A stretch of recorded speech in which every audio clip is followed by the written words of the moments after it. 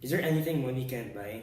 Sure, there's love, friendship, and some might even say happiness. But really, how can buying a McDo Happy Meal not make you happy? However, aside from those things, there's really nothing else that money can't buy. From the food on our table, to the books and pencils we use in school, to the consoles and PCs we game on, to the shows we binge watch on Netflix until 1 a.m. Through all of those things, we can access through money. But this begs the question why? Why does money have all this power? Why can we use money to buy all these wonderful things? Now, before we get into money and its value, we must first answer the question: what is money? Money is, according to economics, used as three things: a unit of account, a medium of exchange, and a store of value. Also, in standard economics, money must also have four characteristics for it to be considered as good money. Durability.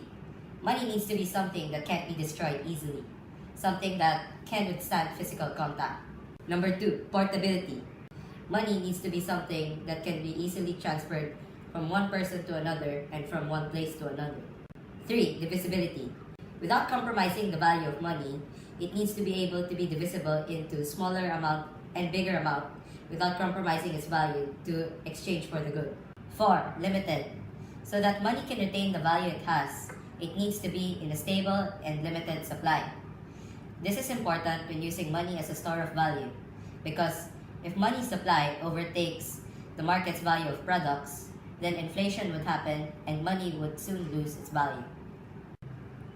However, aside from those four, economists also use two other factors: fungibility and acceptability. Each unit of money needs to have the same exact value of the same thing. This is needed so that money can have a universally accepted value. 6. Acceptability.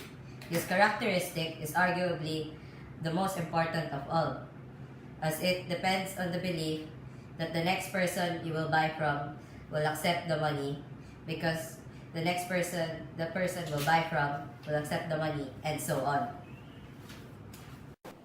To look at another way of seeing how things get their value, let me introduce to you two types of money: commodity money and fiat money. Commodity money is a commodity used as payment. These could range from gold and silver to tobacco and coffee beans. These goods have what we call intrinsic value or inherent value. Fiat money is money issued by the government. It doesn't have any intrinsic value, nor does it represent any commodities, like how the American gold standard and silver dollar acted as an IOU for gold and silver. However, while they have no value in itself, the government has declared it as legal tender. So then, commodity money has its own value, but how does it get its intrinsic value? Fiat money has no intrinsic value, so why is it worth anything? These questions have the same answers. Value is dependent on the trust people attribute to money, whatever money is.